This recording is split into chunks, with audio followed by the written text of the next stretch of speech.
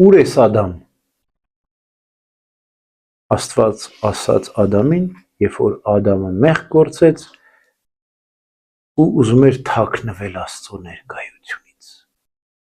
Իրականում ինչ է այս հարցը։ Մի փախի Աստծո ներկայությունից, Ադամ։ Աստծուց ուր կարող ես փախչել։ Չես կարող փախչել։ Պետք էլ չի փախչել Աստծուց։ Եվ Ադամը չլսեց, փախավ Աստծո ներկայությունից եւ տերևներով գործեց, թաքնվեց։ Թզենու տերևներով թաքնվեց, ծածկում ես փախչել Աստծուց։ Այս պատմությունը դրախտային, այս անկման պատմությունը յուրաքանչյուր մարդու կյանքում է տեղի ունենում։ Երեխան, երբ որ ինչ-որ սխալ է անում, փոքր ժամանակ, ուզում է ծնողից փախչի, ամաչում է, ծնողի երեսին երևա, հա։ Հենց այս պահից սկսած նույն հարցադրումն է յուրաքանչյուր երեխային, յուրաքանչյուր քրիստոնյան, յուրաքանչյուր մարդու։ Ուր ես փախչում Աստծուց, ես փախչում, պտտվի, քո ծնողին ասա։ Երեխան, երբ որ ծնողին իր սխալն ասի, չէ, ծնողը իմաստուն է եւ ծնողը բարի է։ Կուղի իրեն, կշտկի, ինչու, որպեսի մեղքի պատիժը թեթև լինի, մեկ ամենակարևորը, եւ երկրորդ մյուս անգամ նույն սխալը չգործի։ Բայց ինչքան երեխան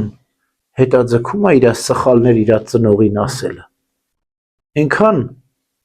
ինքը նոր սխալների մեջ անկնում եւ այնքան վտանգը պատժվելու մեծանում է։ Եթե ծնողին չասեց,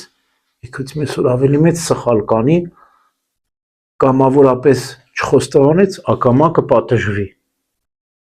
Ճիշտ այդպես էլ մեր եւ Աստծո հարաբերությունն է։ Աստված ասում է, ինչու եք ինձանից հեռանում, ինչու եք թաքցնում, ինչու եք փախչում, ինչու չեք խոստովանում ձեր մեղքերը։ Խոստովանելը նշանակում է դառնալ Աստված։ Անկեղծ, մաքուր, հասարակ, ինչպես երեխան։ Էլ չեմ անի չարություն, չէ, երեխային մենք ասում ենք, ասա էլ չեմ անի չարություն, այլ կանեմ բարություն, չէ, ճիշտ այդպես մաքուր, հասարակ։ Մենք պետք է գնանք մեր ծնողին, մեր երկնավոր հորը, խոստովանենք մեր մեղքերը, պարզ ու հասարակ, ու խոստանանք, որ այլևս էլ մեղքերը չենք գործի։ Երբ որ մենք բարդացնում ենք այս երևույթը, թե խոստովանությունն ենք բարդացնում եւ թե մեղքերն ենք բարդացնում, հա, ասում ենք չենք կարողանում, չենք ավելի շատ չենք ուզում, դրա համար չենք կարողանում, հա։ Դրա համար, որ եթե դու մեղքը չես հաղթահարում կամ չես ուզում հաղթահարել, բնականաբար չես ուզում խոստովանել։ Ինչու, որտեվ քեզ թվում է դու կեղծավոր կլինես, եթե գնաս խոստովանես ու նորից նույն մեղքերը գործես։ Այսինքն խոստովանության համար մանկական անմեղություն է պետք, պարզություն է պետք, մեղքից հրաժարում է պետք։ Էլ չեմ անի չարություն, այլ կանեմ բարություն։ Պարզ հասարակ, ինչպես երեխան։ Ծնողը ուզում է, որ երեխային լավը լինի, Աստված ուզում է, որ մարդը փրկվի, Աստված չի ուզում մարդու մահը, մեղավորի մահը, այլ ուզում է նրա դառնալը չար ճանապարհից եւ փրկվելը։ Խոստովանությունը վերադարձ է առ Աստված։